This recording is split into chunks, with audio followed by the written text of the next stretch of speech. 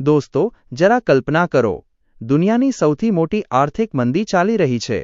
લોકો નોકરીઓ ગુમાવી રહ્યા છે અને અચાનક ન્યૂયોર્કની એક સૌથી આલિશાન હોટેલમાં 2500મી વધુ ટોપ બિઝનેસમેન, એક્ઝિક્યુટિવ્સ અને કરોડપતિઓ એક હોલમાં 1.5 કલાક સુધી પગભર ઊભા રહે છે. કેમ? કોઈ ફેશન શો જોવા માટે કે પછી કોઈ મોટા ફિલ્મ સ્ટારને મળવા માટે? ના, આ 2500 અમીર અને ઉચ્ચ ડિગ્રી ધરાવતા લોકો ત્યાં એક એવી કળા શીખવા માટે ભેગા થયા હતા, જે કળા તેમને હાર્વર્ડ જેવી મોટી યુનિવર્સિટી કે કોલેજમાં ક્યારેય નહોતી શીખવાડવામાં આવી. તેમને પોતાના બિઝનેસમાં માર ખાઈને સમજાઈ ગયું હતું કે માત્ર ચોપડિયા જ્ઞાન કે મોટી ડિગ્રીઓ હોવાથી કંઈ નથી થતું. જો તમને લોકો સાથે આત્મવિશ્વાસથી વાત કરતા, તેમને પ્રભાવિત કરતા અને તમારો આઈડિયા વેચતા નથી આવડતું, તો તમારું બધું જ નોલેજ નકામું છે. આજના આ વિડીયોમાં આપણે વાત કરવાના છીએ કોમ્યુનિકેશન અને પબ્લિક સ્પીકિંગના બેતાજ બાદશાહ ડેલ કાર્નેગીના એવા જબરદસ્ત રહસ્યો વિશે, જેણે એક એવા ગરીબ છોકરાને, જેની પાસે ટ્રેનની ટિકિટના પૈસા પણ નહોતા અને જે ઘોડાના તબેલામાં સૂતો હતો, તેને દુનિયાના સૌથી પ્રભાવશાળી વ્યક્તિ અને મોટા લીડર્સના ગુરુ બનાવી દીધા. જો તમને પણ 4 લોકો વચ્ચે ઊભા રહીને બોલવામાં ડર લાગે છે, જો તમે પણ તમારા જોબ કે બિઝનેસમાં લોકોને તમારી વાત સાથે સહમત કરાવવા માંગો છો અને લાખોની ભીડમાંથી અલગ તરી આવવા માંગો છો, તો આ વિડિયો તમારા માટે એક લાઈફ ચેન્જિંગ માસ્ટર ક્લાસ સાબિત થવાનો છે. આ વિડિયોની એક પણ સેકન્ડ મિસ કરવાની ભૂલ ના કરતા. નમસ્કાર મિત્રો, હું છું તમારો દોસ્ત અને નિત્ય જ્ઞાન ચેનલમાં તમારું ખૂબ સ્વાગત છે. જો તમે હજુ સુધી આપણી ચેનલને સબસ્ક્રાઇબ નથી કરી તો અત્યારે જ કરી લેજો. તો ચાલો મિત્રો, વધારે સમય ના લેતા શરૂ કરીએ આ અદ્ભુત સફર. ગયા જાન્યુઆરીની શિયાળાની એક ઠંડી રાત્રે ન્યૂયોર્કની હોટેલ પેન્સિલ્વેનિયાના ગ્રાન્ડ બોલરૂમમાં 2500 સ્ત્રી પુરુષોની ભીડ ઉમટી પડી હતી. 7:30 વાગ્યા સુધીમાં તો દરેક ઉપલબ્ધ સીટ ભરાઈ ગઈ હતી. 8 વાગ્યે પણ ઉત્સુક લોકોનું આવવાનું ચાલુ જ હતું. વિશાળ બાલ્કની પણ ટૂંક સમયમાં જ ખીચોખીચ ભરાઈ ગઈ. થોડી જ વારમાં ઊભા રહેવાની જગ્યા પણ માંડ મળતી હતી અને આખો દિવસ પોતાના બિઝનેસમાં કામ કરીને થાકેલા સેંકડો લોકો તે રાત્રે 1.5 કલાક સુધી ઊભા રહ્યા, માત્ર શું જોવા માટે? કોઈ ફેશન શો, 6 દિવસની સાયકલ રેસ કે પછી ક્લાર્ક ગેબલની કોઈ પ્રત્યક્ષ હાજરી? ના, આ લોકો એક ન્યૂઝપેપરની જાહેરાત જોઈને ત્યાં આકર્ષાયા હતા. 2 સાંજ પહેલા તેમણે ન્યૂયોર્ક સનની નકલ હાથમાં લીધી હતી અને તેમાં એક આખા પેજની જાહેરાતે તેમનું ધ્યાન ખેંચ્યું હતું. તમારી આવક વધારો, અસરકારક રીતે બોલતા શીખો, લીડરશિપ માટે તૈયાર થાઓ. શું આ કોઈ જૂની વાતો હતી? હા, પણ માનો કે ન માનો, દુનિયાના સૌથી આધુનિક શહેરમાં મંદીના સમયમાં જ્યારે 20% વસ્તી રાહત રિલીફ પર નભતી હતી, ત્યારે 2500 લોકો આ જાહેરાતના પ્રતિભાવમાં પોતાના ઘર છોડીને હોટેલ પેન્સિલ્વેનિયા પહોંચી ગયા હતા. અને યાદ રાખો કે આ જાહેરાત કોઈ સામાન્ય પત્રિકામાં નહીં, પણ શહેરના સૌથી પ્રતિષ્ઠિત સાંધ્ય દૈનિક ન્યૂયોર્ક સનમાં છપાઈ હતી. અને જે લોકોએ આનો પ્રતિભાવ આપ્યો હતો, તેઓ ઉચ્ચ આર્થિક વર્ગના હતા. એક્ઝિક્યુટિવ્સ, નોકરીદાતાઓ અને પ્રોફેશનલ લોકો, જેમની વાર્ષિક આવક $2000 થી $50,000ની વચ્ચે હતી. આ સ્ત્રી પુરુષો અસરકારક રીતે બોલવાની કળા અને બિઝનેસમાં લોકોને પ્રભાવિત કરવા, effective speaking and influencing men in business નામના એક અલ્ટ્રા મોડર્ન અને અત્યંત પ્રેક્ટિકલ કોર્સની શરૂઆત સાંભળવા આવ્યા હતા. આ course Dale Carnegie institute of effective speaking and human relations દ્વારા આપવામાં આવતો હતો. આ 2500 બિઝનેસમેન અને સ્ત્રીઓ ત્યાં શા માટે હતા? શું મંદીના કારણે તેમનામાં અચાનક વધુ શિક્ષણ મેળવવાની ભૂખ જાગી હતી? દેખીતી રીતે એવું નહોતું, કારણ કે આ જ કોર્સ છેલ્લા 24 વર્ષથી ન્યૂયોર્ક શહેરમાં દરેક સિઝનમાં હાઉસફુલ ચાલી રહ્યો હતો. તે સમયગાળા દરમિયાન ડેલ કાર્નેગી દ્વારા 15000મી વધુ બિઝનેસ અને પ્રોફેશનલ લોકોને તાલીમ આપવામાં આવી હતી.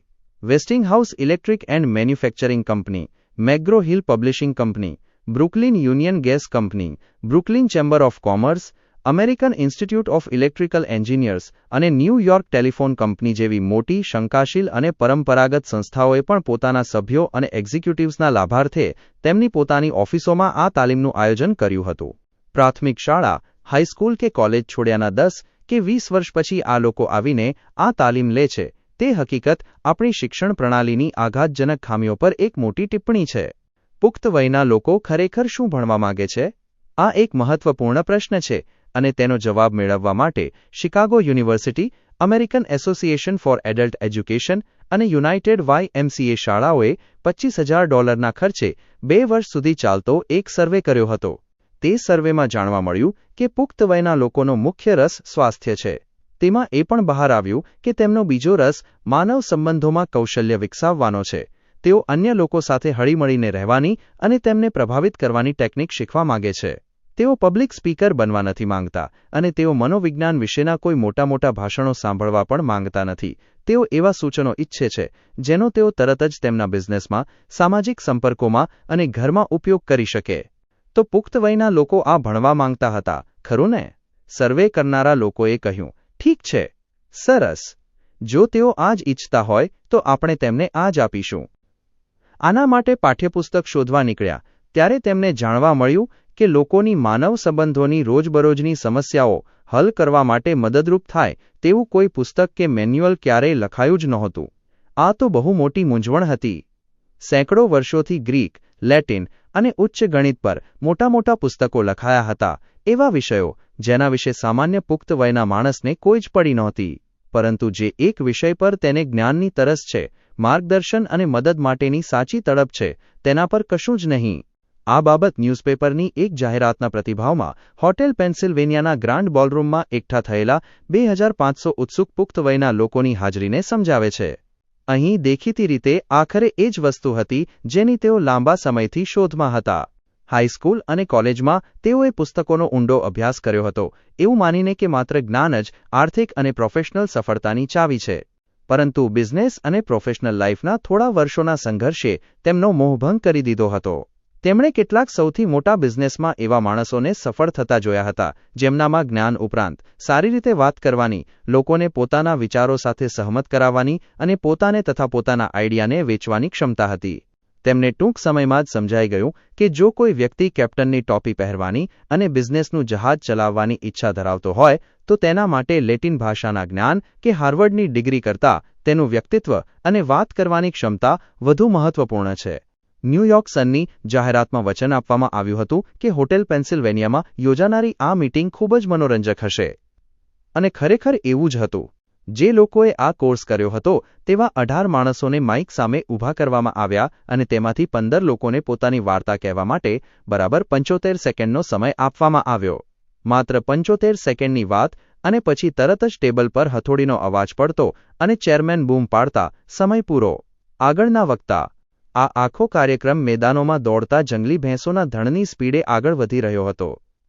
દર્શકો આ પ્રદર્શન જોવા માટે વક્તાઓ અમેરિકન બિઝનેસ જગતના અલગ વર્ગમાંથી હતા. એક ચેઇન સ્ટોરના એક્ઝિક્યુટિવ, એક બેકર, એક ટ્રેડ એસોસિએશનના પ્રમુખ, 2 બેન્કર, એક ટ્રક સેલ્સમેન, એક કેમિકલ સેલ્સમેન, એક વીમા એજન્ટ, એક બ્રિક મેન્યુફેક્ચરિંગ એસોસિએશનના સેક્રેટરી, એક એકાઉન્ટન્ટ, એક ડેન્ટિસ્ટ, એક આર્કિટેક્ટ, એક વિસ્કી સેલ્સમેન, એક ક્રિશ્ચિયન સાયન્સ પ્રેક્ટિશનર, એક ડ્રગિસ્ટ જે આ કોર્સ કરવા માટે ઇન્ડિયાનાપોલિસથી ન્યૂયોર્ક આવ્યા હતા અને એક વકીલ જે હવાનાથી આવ્યા હતા જેથી તેઓ પોતાની એક મહત્વપૂર્ણ 3 મિનિટની સ્પીચ આપવા માટે તૈયારી કરી શકે. પહેલા વક્તાનું ગેલિર નામ પેટ્રિક જે ઓહેર હતું. આયર્લેન્ડમાં જન્મેલા તેમણે માત્ર 4 વર્ષ સુધી જ શાળામાં અભ્યાસ કર્યો હતો. પછી અમેરિકા આવી ગયા જ્યાં તેમણે એક મિકેનિક અને પછી શોફર તરીકે કામ કર્યું. 40 વર્ષની ઉંમરે તેમનો પરિવાર મોટો થઈ રહ્યો હતો. તેમને વધારે પૈસાની જરૂર હતી, તેથી તેમણે ઓટોમોબાઈલ ટ્રક વેચવાનો પ્રયાસ કર્યો. તેઓ લઘુતા ગ્રંથિથી પીડાતા હતા, જે તેમના જ શબ્દોમાં તેમને અંદરથી ખાઈ રહી હતી. કોઈ પણ ઓફિસનો દરવાજો ખોલવા માટે હિંમત ભેગી કરતા પહેલા તેમણે ઓફિસની બહાર 6 વાર આંટા મારવા પડતા હતા. એક સેલ્સમેન તરીકે તેઓ એટલા નિરાશ થઈ ગયા હતા કે તેઓ ફરીથી મશીન શોપમાં પોતાના હાથે કામ કરવા જવાનો વિચાર કરી રહ્યા હતા. ત્યારે એક દિવસ તેમને Dale Carnegie course in effective સ્પીકિંગની એક મીટિંગમાં આમંત્રણ આપતો એક પત્ર મળ્યો. તેઓ ત્યાં જવા માંગતા નહોતા. તેમને ડર હતો કે ત્યાં તેમને કોલેજ ભણેલા લોકો સાથે બેસવું પડશે અને તેઓ ત્યાં સેટ નહીં થઈ શકે. તેમની નિરાશ પત્નીએ તેમને જવા માટે આગ્રહ કર્યો અને કહ્યું, કદાચ આનાથી તમને કંઈ ફાયદો થાય પેટ. ભગવાન જાણે છે કે તમને આની જરૂર છે. તેઓ એ જગ્યા પર ગયા જ્યાં મીટિંગ થવાની હતી અને રૂમમાં પ્રવેશ કરવા માટે પૂરતો આત્મવિશ્વાસ ભેગો કરતા પહેલા તેમણે 5 મિનિટ સુધી ફૂટપાથ પર ઊભા રહેવું પડ્યું.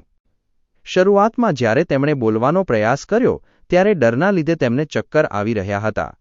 જેમ અઠવાડિયા વીતતા ગયા તેમનો ઓડિયન્સ સામે બોલવાનો ડર દૂર થઈ ગયો અને થોડી જ વારમાં તેમને બોલવાનું ગમવા લાગ્યું. જેટલી મોટી ભીડ એટલી વધારે મજા. તેમનો વ્યક્તિઓ સાથે વાત કરવાનો ડર પણ જતો રહ્યો. તેમણે પોતાના ગ્રાહકોનો ડર પણ કાઢી નાખ્યો. તેમની આવક ખૂબ જ વધી ગઈ. આજે તેઓ ન્યૂયોર્ક સિટીના સ્ટાર સેલ્સમેનમાંથી એક છે. તે રાત્રે પેન્સિલ્વેનિયા હોટેલમાં પેટ્રિક ઓહેર 2500 લોકોની સામે ઊભા હતા અને પોતાની સફળતાની આનંદમય અને મજા આવે તેવી વાર્તા કહી રહ્યા હતા. ઓડિયન્સમાં હાસ્યનું મોજું ફરી વળ્યું હતું. બહુ ઓછા પ્રોફેશનલ વક્તાઓ તેમના આવા પ્રદર્શનની બરાબરી કરી શક્યા હોત. આગળના વક્તા ગોડફ્રે મેયર એક સફેદ વાળવાળા બેન્કર હતા જે 11 બાળકોના પિતા હતા. પહેલીવાર જ્યારે તેમણે ક્લાસમાં બોલવાનો પ્રયાસ કર્યો ત્યારે તેઓ એકદમ સ્તબ્ધ થઈ ગયા હતા. તેમના મગજે કામ કરવાનું બંધ કરી દીધું હતું. તેમની વાર્તા એ વાતનું જીવંત ઉદાહરણ છે કે જે માણસ બોલતા જાણે છે તેની તરફ લીડરશિપ આપોઆપ આકર્ષાય છે. તેઓ વોલ સ્ટ્રીટ પર કામ કરે છે અને 25 વર્ષથી ક્લિફ્ટન ન્યૂ જર્સીમાં રહે છે. આ સમય દરમિયાન તેમણે સામુદાયિક કાર્યોમાં કોઈ સક્રિય ભાગ લીધો નહોતો અને તેઓ કદાચ 500 લોકોને જ ઓળખતા હતા. કાર્નેગી કોર્સમાં જોડાયાના થોડા સમય પછી તેમને પોતાનું ટેક્સ બિલ મળ્યું અને તેમને આમાં જે અન્યાયી ચાર્જ લાગ્યા તેના પર તેઓ ખૂબ ગુસ્સે થઈ ગયા. સામાન્ય રીતે તેઓ ઘરે બેસીને ગુસ્સો કરત અથવા પડોશીઓ સામે ફરિયાદ કરત. પણ તેના બદલે તે રાત્રે તેમણે પોતાની હેટ પહેરી ટાઉન મીટિંગમાં ગયા અને પબ્લિક સામે પોતાનો ગુસ્સો ઠાલવી દીધો. આ ગુસ્સાભર્યા ભાષણના પરિણામ સ્વરૂપ ક્લિફ્ટન ન્યૂ જર્સીના નાગરિકોએ તેમને ટાઉન કાઉન્સિલની ચૂંટણી લડવા માટે આગ્રહ કર્યો. તેથી કેટલાક અઠવાડિયાઓ સુધી તેઓ એક મીટિંગમાંથી બીજી મીટિંગમાં ગયા અને બગાડ તથા મ્યુનિસિપલ ખર્ચાની ટીકા કરી. મેદાનમાં 96 ઉમેદવારો હતા. જ્યારે વોટ ગણવામાં આવ્યા ત્યારે જુઓ ગોડફ્રે મેયરનું નામ સૌથી આગળ હતું. લગભગ રાતોરાત તેઓ પોતાના સમાજના 40,000 લોકો વચ્ચે એક પબ્લિક ફિગર બની ગયા. તેમના ભાષણોના પરિણામે 6 અઠવાડિયામાં તેમણે એટલા બધા મિત્રો બનાવ્યા જે 25 વર્ષમાં પણ નહોતા બનાવ્યા એનાથી 80 ગણા વધારે હતા. અને કાઉન્સિલમેન તરીકેનો તેમનો પગાર એ બતાવતો હતો કે તેમને પોતાના રોકાણ પર વર્ષનું 1000% વળતર મળ્યું છે. ત્રીજા વક્તા જે એક મોટી નેશનલ એસોસિએશન ઓફ ફૂડ મેન્યુફેક્ચરર્સના હેડ હતા તેમણે કહ્યું કે વી રીતે તેઓ બોર્ડ ઓફ ડિરેક્ટર્સની મીટિંગમાં ઊભા થઈને પોતાના વિચારો રજૂ કરવામાં અસમર્થ હતા. ઊભા વિચારવાની કળા શીખવાના પરિણામે 2 આશ્ચર્યજનક વસ્તુઓ બની. તેમને થોડા જ સમયમાં તેમના એસોસિએશનના પ્રમુખ બનાવી દેવામાં આવ્યા અને એ હોદ્દા પર તેમણે આખા યુનાઇટેડ સ્ટેટ્સમાં મીટિંગોને સંબોધવી પડી. તેમના ભાષણોના અંશ એસોસિએટેડ પ્રેસના વાયર પર મૂકવામાં આવ્યા અને આખા દેશના ન્યૂઝપેપર્સ અને ટ્રેડ મેગેઝિન્સમાં છાપવામાં આવ્યા. બોલતા શીખ્યા પછીના 2 વર્ષમાં તેમણે તેમની કંપની અને તેની પ્રોડક્ટ્સ માટે ડાયરેક્ટ એડવર્ટાઇઝિંગમાં $5 મિલિયન ખર્ચવાથી પણ વધારે ફ્રી પબ્લિસિટી મેળવી લીધી. આ વક્તાએ સ્વીકાર્યું કે તેઓ પહેલા લોઅર મેનહટ્ટનના કેટલાક મહત્વપૂર્ણ બિઝનેસ એક્ઝિક્યુટિવ્સને ટેલિફોન કરવા અને લંચ માટે આમંત્રણ આપતા સંકોચ અનુભવતા હતા. પણ તેમના ભાષણોથી જે પ્રતિષ્ઠા તેમને મળી તેના પરિણામે આ જ માણસો હવે તેમને ટેલિફોન કરતા, લંચ માટે ઇન્વાઇટ કરતા અને તેમનો સમય લેવા બદલ માફી માંગતા. બોલવાની ક્ષમતા એ ખ્યાતિ પ્રાપ્ત કરવાનો એક શોર્ટકટ છે. આ માણસને લાઇમલાઇટમાં લાવે છે અને ભીડથી અલગ ઊંચાઈ પર મૂકે છે. અને જે માણસ સારી રીતે બોલી શકે છે તેને સામાન્ય રીતે તેની ક્ષમતાથી વધારે ક્રેડિટ આપવામાં આવે છે. આજે આખા દેશમાં એડલ્ટ એજ્યુકેશનની એક ચળવળ ચાલી રહી છે અને આ ચળવળમાં સૌથી શાનદાર તાકાત ડેલ કાર્નેગી છે. એક એવા માણસ જેને દુનિયાના કોઈપણ વ્યક્તિથી વધારે એડલ્ટ્સના ભાષણો સાંભળ્યા છે અને તેનું મૂલ્યાંકન કર્યું છે. બિલીવ ઇટ ઓર નોટ રિપ્લેના એક તાજેતરના કાર્ટૂન મુજબ તેમણે 1,50,000 ભાષણોની સમીક્ષા કરી છે. જો આ મોટો આંકડો તમને પ્રભાવિત ના કરે તો યાદ રાખો કે આનો અર્થ એ છે કે કોલમ્બસે અમેરિકાની શોધ કરી ત્યારથી વીતેલા લગભગ દરેક દિવસ માટે એક ભાષણ, અથવા બીજા શબ્દોમાં કહીએ તો જો તેમની સામે બોલનારા બધા માણસોએ માત્ર 3 મિનિટ લીધી હોત અને એક પછી એક તેમની સામે આવ્યા હોત તો તે બધાને સાંભળવા માટે દિવસ-રાત જાગીને એક આખું વર્ષ લાગી ગયું હોત. ડેલ કાર્નેગીની પોતાની કરિયર જે તીવ્ર વિરોધાભાસથી ભરેલી છે તે એક ઉત્તમ ઉદાહરણ છે કે જ્યારે કોઈ માણસ એક ઓરિજિનલ આઈડિયાથી પ્રભાવિત હોય અને જોશથી ભરેલો હોય ત્યારે તે શું હાંસિલ કરી શકે છે. રેલવેથી 10 માઇલ દૂર આવેલા મિઝોરીના એક ખેતરમાં જન્મેલા તેમણે 12 વર્ષના થયા ત્યાં સુધી કદી સ્ટ્રીટ કાર જોઈ નહોતી. છતાં આજે 46 વર્ષની ઉંમરે તેઓ પૃથ્વીના દૂરના ખૂણાઓથી પરિચિત છે. હોંગકોંગથી લઈને હેમરફેસ્ટ સુધી બધે જ, અને એક સમયે તેઓ નોર્થ પોલની એટલા નજીક પહોંચી ગયા હતા જેટલું એડમિરલ બર્ડનું હેડક્વાર્ટર્સ લિટલ અમેરિકા સાઉથ પોલથી હતું. મિસોરીનો આ છોકરો જેણે એક સમયે કલાકના 5 સેન્ટ માટે સ્ટ્રોબેરી વીણી હતી અને કોકલબર્સ કાપ્યા હતા, તેને આજે મોટી કોર્પોરેશન્સના એક્ઝિક્યુટિવ્સને સેલ્ફ એક્સપ્રેશનની કળા શીખવવા માટે મિનિટના $1 ચૂકવવામાં આવે છે. આ ભૂતપૂર્વ કાઉબોય જેણે એક સમયે પશ્ચિમ સાઉથ ડાકોટામાં ઢોર ચરાવ્યા, વાછરડાઓ પર ડામ દીધા અને વાડ પર સવારી કરી. તે પછીથી લંડન ગયો અને His Royal Highness the Prince of વેલ્સના આશ્રય હેઠળ શો યોજ્યા. આ છોકરો જેણે પહેલી અડધો ડઝન વાર પબ્લિકમાં બોલવાનો પ્રયાસ કર્યો અને સાવ નિષ્ફળ ગયો, તે પછીથી મારો પર્સનલ મેનેજર બન્યો. મારી મોટાભાગની સફળતા ડેલ કાર્નેગી હેઠળ મળેલી તાલીમને આભારી છે. યુવાન કાર્નેગીને શિક્ષણ માટે સંઘર્ષ કરવો પડ્યો હતો, કારણ કે નોર્થ વેસ્ટ મિસૌરીમાં તેમના જૂના ખેતર પર હંમેશા ખરાબ નસીબ ત્રાટકતું રહેતું હતું. વર્ષોવર્ષ 1-2 નદીમાં પૂર આવતું અને મકાઈનો પાક ડૂબી જતો તથા ઘાસ તણાઈ જતું. સિઝન દર સિઝન ઝાડાભૂંડ કોલેરાથી બીમાર પડતા અને મરી જતા પશુઓ અને ખચ્ચરના માર્કેટમાં ભાવો ગગડી જતા અને બેંક મોર્ટગેજ જપ્ત કરવાની ધમકી આપતી. નિરાશાથી કંટાળીને પરિવારે ખેતર વેચી દીધું અને મિસૌરીના વોરેન્સબર્ગમાં સ્ટેટ ટીચર્સ કોલેજ પાસે બીજું ખેતર ખરીદ્યું. શહેરમાં દિવસના $1 રહેવા જમવાની વ્યવસ્થા થઈ શકતી હતી, પણ યુવાન કાર્નેગીને તે પોસાય તેમ નહોતું. તેથી તે ખેતર પર જ રહ્યો અને રોજ ઘોડા પર 3 માઇલની મુસાફરી કરીને કોલેજ જતો. ઘરે તે ગાયો દોહતો, લાકડા કાપતો, ભૂંડને ખવડાવતો અને આંખોમાં ઝાંખપ આવે અને જોકા આવવા માંડે ત્યાં સુધી કોલસાના તેલના દીવાના અજવાળે તેના લેટિન ક્રિયાપદોનો અભ્યાસ કરતો. જ્યારે તે મધરાતે સૂવા જતો ત્યારે પણ 3 વાગ્યાનું એલાર્મ સેટ કરતો. તેના પિતા પેડિગ્રી ડ્યુરોક જર્સી ભૂંડનો ઉછેર કરતા હતા અને કડકડતી ઠંડી રાતોમાં નાના બચ્ચાઓને ઠંડીથી મરી જવાનો ખતરો રહેતો, તેથી તેમને એક બાસ્કેટમાં મૂકવામાં આવતા, જેના પર શણનો કોથળો ઢાંકીને રસોડાના સ્ટવ પાછળ મૂકવામાં આવતા. તેમના સ્વભાવ મુજબ બચ્ચાઓને રાત્રે 3 વાગ્યે ગરમ ભોજન જોઈતું. તેથી જ્યારે એલાર્મ વાગતું ત્યારે ડેલ કાર્નેગી બ્લેન્કેટમાંથી બહાર નીકળતો, બચ્ચાઓના બાસ્કેટને તેમની માતા પાસે લઈ જતો, તેમને ધવડાવવાની રાહ જોતો અને પછી તેમને પાછા રસોડાના સ્ટવની ગરમીમાં લઈ આવતો. સ્ટેટ ટીચર્સ કોલેજમાં 600 વિદ્યાર્થીઓ હતા અને ડેલ કાર્નેગી એ ગણ્યા ગાંઠ્યા અડધો ડઝન વિદ્યાર્થીઓમાંથી એક હતો જેને શહેરમાં રહેવું પોસાય તેમ નહોતું. તેને પોતાની ગરીબી પર શરમ આવતી હતી, જેના કારણે તેણે રોજ રાત્રે ખેતરે પાછા ફરીને ગાયો દોહવી પડતી. તેને પોતાના કોટ પર શરમ આવતી જે ઘણો ટાઈટ હતો અને તેના ટ્રાઉઝર પર પણ જે ખૂબ ટૂંકા હતા. ઝડપથી લઘુતા ગ્રંથિનો શિકાર બની રહેલા તેણે ખ્યાતિ મેળવવાનો કોઈ શોર્ટકટ શોધ્યો. તેણે જોયું કે કોલેજમાં અમુક જૂથો હતા જે પ્રભાવ અને પ્રતિષ્ઠા ધરાવતા હતા, ફૂટબોલ અને બેઝબોલના ખેલાડીઓ અને એ છોકરાઓ જે ડિબેટિંગ અને પબ્લિક સ્પીકિંગની સ્પર્ધાઓ જીતતા હતા. પોતાનામાં રમતગમતની કોઈ આવડત નથી તે સમજીને તેણે સ્પીકિંગ સ્પર્ધાઓમાંથી એક જીતવાનું નક્કી કર્યું. તેણે પોતાની સ્પીચની તૈયારી માટે મહિનાઓ વિતાવ્યા.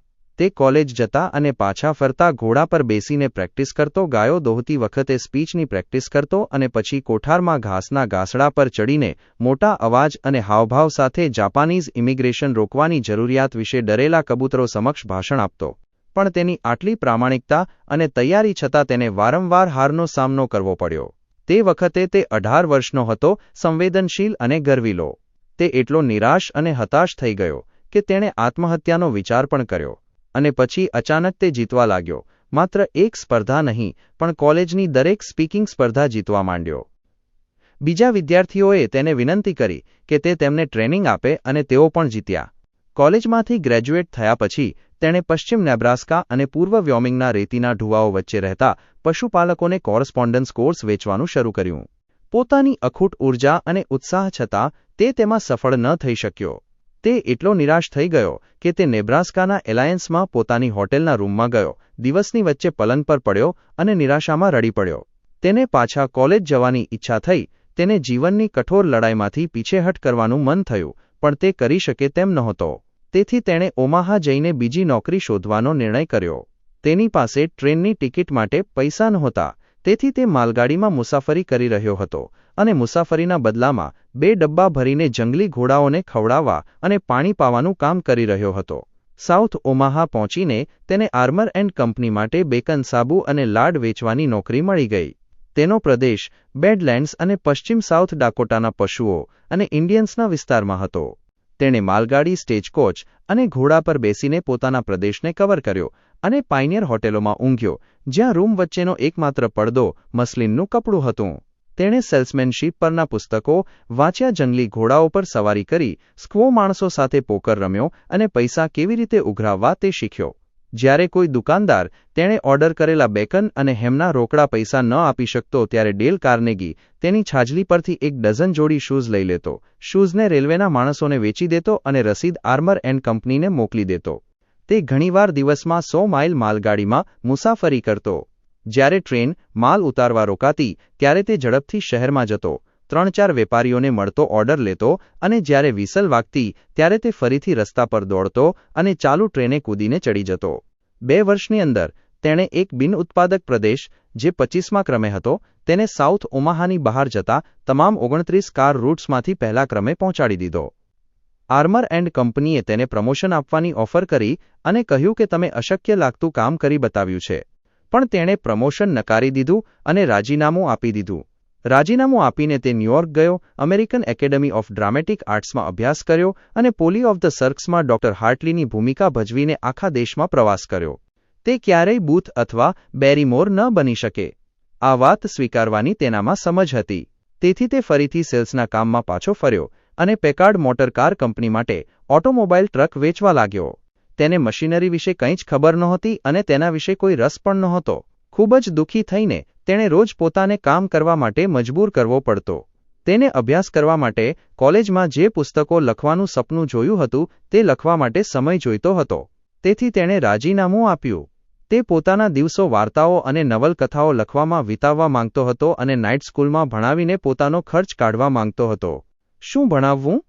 જ્યારે તેણે પાછળ ફરીને પોતાના કોલેજના કામનું મૂલ્યાંકન કર્યું ત્યારે તેણે જોયું કે પબ્લિક સ્પીકિંગની તાલીમે તેનામાં આત્મવિશ્વાસ, હિંમત, સ્થિરતા અને બિઝનેસમાં લોકોને મળવા અને ડીલ કરવાની ક્ષમતા આપવામાં કોલેજના બાકીના બધા કોર્સ કરતાં વધારે કામ કર્યું હતું. તેથી તેણે ન્યૂયોર્કમાં YMCA શાળાઓને બિઝનેસમેન માટે પબ્લિક સ્પીકિંગના કોર્સ ચલાવવાની તક આપવા વિનંતી કરી. શું? બિઝનેસમેનને ઓરેટર બનાવવા? આ તો મૂર્ખતા છે. તેઓ જાણતા હતા. તેમણે આવા કોર્સ અજમાવ્યા હતા અને તેઓ હંમેશા નિષ્ફળ રહ્યા હતા. જ્યારે તેમણે તેને રાતના $2 પગાર આપવાની ના પાડી ત્યારે તે કમિશનના આધારે ભણાવવા અને નેટ પ્રોફિટની ટકાવારી લેવા સંમત થયો, જો કોઈ પ્રોફિટ હોય તો. અને 3 વર્ષની અંદર તેઓ તેને $2 બદલે તે જ ધોરણે રાતના $30 ચૂકવી રહ્યા હતા. કોર્સ વધવા લાગ્યો. અન્ય વાયને તેની જાણ થઈ અને પછી બીજા શહેરોમાં. ડેલ કાર્નેગી ટૂંક સમયમાં ન્યૂયોર્ક, ફિલાડેલ્ફિયા, બાલ્ટિમોર અને પછીથી લંડન અને પેરિસને આવરી લેતા સર્કિટ રાઇડર બની ગયા. તેમના કોર્સમાં આવતા બિઝનેસમેન માટે તમામ પાઠ્યપુસ્તકો ખૂબ જ શૈક્ષણિક અને અવ્યવહારુ હતા.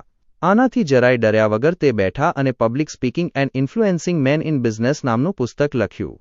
તે હવે તમામ YMCA તેમજ અમેરિકન બેન્કર્સ એસોસિએશન અને નેશનલ ક્રેડિટમેન્સ એસોસિએશનનું સત્તાવાર પુસ્તક છે. આજે ન્યૂયોર્ક સિટીમાં આવેલી તમામ 22 કોલેજો અને યુનિવર્સિટીઓ દ્વારા ચલાવવામાં આવતા પબ્લિક સ્પીકિંગના એક્સટેન્શન કોર્સ કરતાં વધારે એડલ્ટ્સ ડેલ કાર્નેગી પાસે પબ્લિક સ્પીકિંગની તાલીમ લેવા આવે છે. ડેલ કાર્નેગીનો દાવો છે કે કોઈપણ માણસ જ્યારે ગુસ્સે થાય ત્યારે બોલી શકે છે. તે કહે છે કે જો તમે શહેરના સૌથી અજ્ઞાન માણસના જડબા પર મુક્કો મારો અને તેને નીચે પાડી દો તો તે ઊભો થશે અને એવી વાકછટા, ગરમી અને ભાર સાથે બોલશે જે વિલિયમ જેનિંગ્સ બ્રાયનને તેમના શ્રેષ્ઠ દિવસોમાં પણ ટક્કર આપે. તેમનો દાવો છે કે લગભગ કોઈ પણ માણસ જો તેનામાં આત્મવિશ્વાસ હોય અને તેના મનમાં કોઈ વિચાર ઉકળતો હોય તો તે પબ્લિકમાં સારી રીતે બોલી શકે છે. આત્મવિશ્વાસ કેળવવાનો રસ્તો એ છે કે જે કામ કરવામાં તમને ડર લાગે છે તે કરો અને સફળ અનુભવોનો રેકોર્ડ તમારી પાછળ ઊભો કરો. તેથી તે દરેક માણસને કોર્સના દરેક સેશનમાં બોલવાની ફરજ પાડે છે. ઓડિયન્સ સહાનુભૂતિ ધરાવતું હોય છે. તેઓ બધા એક જ હોડીમાં હોય છે અને સતત પ્રેક્ટિસ કરવાથી તેઓ હિંમત, આત્મવિશ્વાસ અને ઉત્સાહ કેળવે છે જે તેમના ખાનગી સ્પીકિંગમાં પણ દેખાય છે. ડેલ કાર્નેગી તમને કહેશે કે આટલા વર્ષોમાં તેણે પબ્લિક સ્પીકિંગ શીખવીને ગુજરાન નથી ચલાવ્યું, તે તો ગૌણ બાબત છે. તેમનો દાવો છે કે તેમનું મુખ્ય કામ માણસોને તેમના ડર પર કાબૂ મેળવવામાં અને હિંમત કેળવવામાં મદદ કરવાનું રહ્યું છે. તેમણે શરૂઆતમાં માત્ર પબ્લિક સ્પીકિંગનો કોર્સ ચલાવવાની શરૂઆત કરી હતી, પણ જે વિદ્યાર્થીઓ આવ્યા તેઓ બિઝનેસમેન હતા. તેમાંથી ઘણાએ 30 વર્ષથી ક્લાસરૂમ અંદરથી જોયો નહોતો. તેમાંથી મોટાભાગના લોકો હપ્તા પદ્ધતિથી ફી ચૂકવી રહ્યા હતા. તેમને પરિણામ જોઈતું હતું અને તે પણ ઝડપથી એવું પરિણામ જેનો તેઓ બીજા જ દિવસે બિઝનેસ ઇન્ટરવ્યૂમાં અને ગ્રુપ સામે બોલવામાં ઉપયોગ કરી શકે. તેથી તેમને ઝડપી અને વ્યવહારુ બનવાની ફરજ પડી. પરિણામે તેમણે તાલીમની એક એવી સિસ્ટમ વિકસાવી છે જે અનોખી છે. પબ્લિક સ્પીકિંગ, સેલ્સમેનશિપ, હ્યુમન રિલેશન્સ અને એપ્લાઇડ સાયકોલોજીનું અદ્ભુત સંયોજન. કોઈ કડક નિયમોના ગુલામ ન બનીને તેમણે એક એવો કોર્સ વિકસાવ્યો છે જે ઓરી જેવો જ વાસ્તવિક છે અને તેના કરતાં બમણી મજા આપે છે. જ્યારે ક્લાસ પૂરા થાય છે ત્યારે માણસો પોતાની ક્લબ બનાવે છે અને વર્ષો સુધી દર પખવાડિયે મળવાનું ચાલુ રાખે છે. ફિલાડેલ્ફિયામાં 19 માણસોનું એક ગ્રુપ 17 વર્ષથી શિયાળાની સિઝન દરમિયાન મહિનામાં 2 વાર મળતું રહ્યું છે. માણસો વારંવાર આ ક્લાસમાં હાજરી આપવા માટે 50 કે 100 માઇલ ડ્રાઈવ કરીને આવે છે. એક વિદ્યાર્થી તો દર અઠવાડિયે શિકાગોથી ન્યૂયોર્ક આવતો હતો. હાર્વર્ડના પ્રોફેસર વિલિયમ જેમ્સ કહેતા હતા કે સામાન્ય માણસ તેની છુપાયેલી માનસિક ક્ષમતાના માત્ર 10% જ વિકાસ કરી શકે છે. ડેલ કાર્નેગી બિઝનેસમેન અને મહિલાઓને તેમની છુપાયેલી શક્યતાઓ વિકસાવવામાં મદદ કરીને એડલ્ટ એજ્યુકેશનમાં સૌથી. તો મિત્રો, આ હતી ડેલ કાર્નેગીની એક અત્યંત પ્રેરણાદાયક સફર કે કેવી રીતે તેમણે પોતાના ડર પર કાબૂ મેળવીને લાખો લોકોનું જીવન બદલી નાખ્યું અને પબ્લિક સ્પીકિંગની દુનિયાના બાદશાહ બન્યા. આશા રાખું છું કે આ વિડિયોએ તમારામાં પણ એક નવો કોન્ફિડન્સ અને એનર્જી ભરી દીધી હશે. પણ મિત્રો, આ તો માત્ર શરૂઆત હતી. અસલી નોલેજ તો હવે શરૂ થવાનું છે. તમને સમજાઈ તો ગયું છે કે વાત કરવાની કળા કેટલી મહત્વની છે, પણ હવે તેને પ્રેક્ટિકલ લાઈફમાં કેવી રીતે ઉતારવી. આવનારા નેક્સ્ટ વિડીયોમાં આપણે જોવાના છીએ આ બુકનું સૌથી પાવરફુલ ચેપ્ટર, લોકો સાથે વ્યવહાર કરવાની મૂળભૂત રીતો. આવતા ભાગમાં આપણે એવા સિક્રેટ્સ અને પ્રેક્ટિકલ ટેકનિક્સ જાણીશું કે કેવી રીતે કોઈપણ અજાણી વ્યક્તિ સાથે વાતની શરૂઆત કરવી અને તેમને પહેલા જ ઇમ્પ્રેશનમાં પ્રભાવિત કરવા, લોકોના દિલ કેવી રીતે જીતવા અને તેમની પાસે તમારું કામ કેવી રીતે હસતા હસતા કઢાવવું, અને એવી કઈ નાની ભૂલો છે જે આપણે અજાણતા જ વાતચીતમાં કરીએ છીએ, જેનાથી લોકો આપણાથી દૂર ભાગે છે અથવા આપણી વાત નથી માનતા. આવનારો વિડિયો તમારી ડેઇલી લાઇફ, જોબ અને બિઝનેસ ડીલિંગ માટે એક જબરદસ્ત પ્રેક્ટિકલ ગાઈડ સાબિત થવાનો છે, જે તમારા રિલેશન્સ અને તમારી ઇન્કમ બંને વધારવામાં મદદ કરશે. તો જો તમે એ લાઈફ ચેન્જિંગ વિડિયો મિસ કરવા ના માંગતા હો તો અત્યારે જ આપણી ચેનલ નિત્ય જ્ઞાનને સબસ્ક્રાઇબ કરી લો અને બેલ આઇકન ઓન કરી દો, જેથી નેક્સ્ટ ચેપ્ટર અપલોડ થતાં જ તમને તરત નોટિફિકેશન મળી જાય. આજના વિડિયોમાંથી તમને ડેલ કાર્નેગીની કઈ વાત કે કયો કિસ્સો સૌથી વધારે ઇન્સ્પાયર કરી ગયો તે મને નીચે કોમેન્ટ કરીને ચોક્કસ જણાવજો. તમારો અભિપ્રાય મારા માટે ખૂબ અગત્યનો છે. જો વિડિયો